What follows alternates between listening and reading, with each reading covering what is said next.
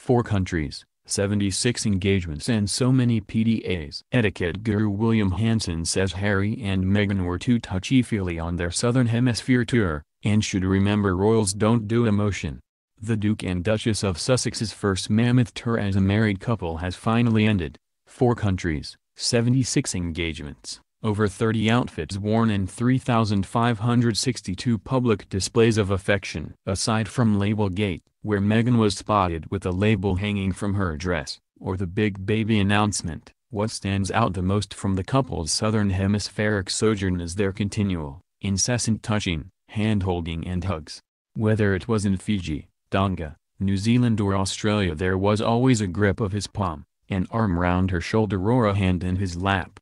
We get it, Harry and Meghan. You are in love. Gallant Harry is showing support for royal ingenue Meghan, although I think Meghan does more supporting of Prince Harry, frankly. The May wedding was really special. We all loved it. We're thrilled for you both. We tuned in and watched. We were there. No one is denying you aren't in love. But let's start towing the party line, shall we? This is the British royal family. Emotion is rarely shown unless it's to a dog or a horse. Go and move to Spain if you want to start being over-emotional. Before the now Duke and Duchess of Sussex wed, there was a fair bit of hand-holding on their joint engagements. I didn't like it but hoped that once Meghan went from commoner to royalty on May 19 that it would stop. Like when Catherine Middleton's wave changed from manic to majestic within the space of an hour back in April 2011. For a few weeks, it seemed the magic of monarchy had taken hold. But then, just to spite those of us who want our royal family to actually be serene and not the prince and princess next door, the hand-holding returned with a vengeance. With this latest royal tour, was there any daytime engagement where the couple didn't hold hands? There is an argument too,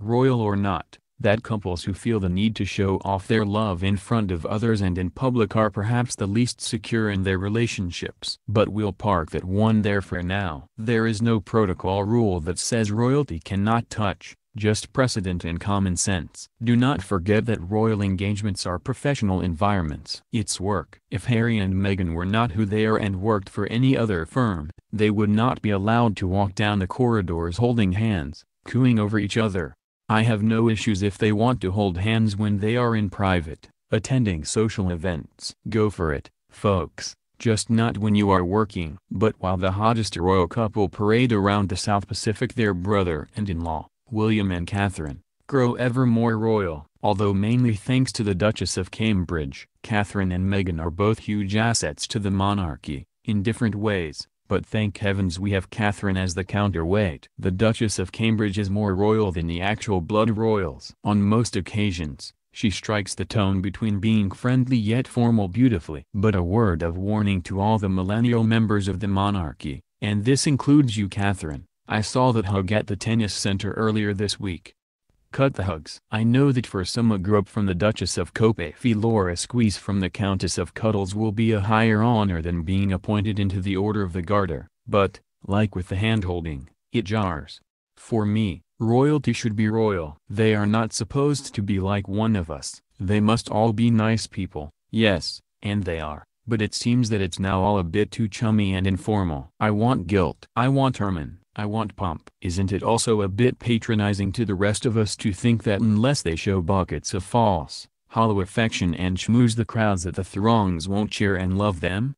We all know that royal funding is not the most secure fiscal fixture at the best of times. The more that the royal family behave like your average Joe, the weaker the argument is to give them that funding. We don't fund them to be like us. If they are just like any other family, then what's the need to subsidize them? Why not give us the funding then, instead? It'll play right into the Republic campaigns under moisturized hands. We avoid touching them not because they are better than us as people, but because of the ancient office and dynastic institution they represent. Maybe I am too much of a stick in the mud? Perhaps. The odd hand-holding here or there may be cute, but, like those who overswear, the more they do it the more diluted and expected it becomes. It must not become a default.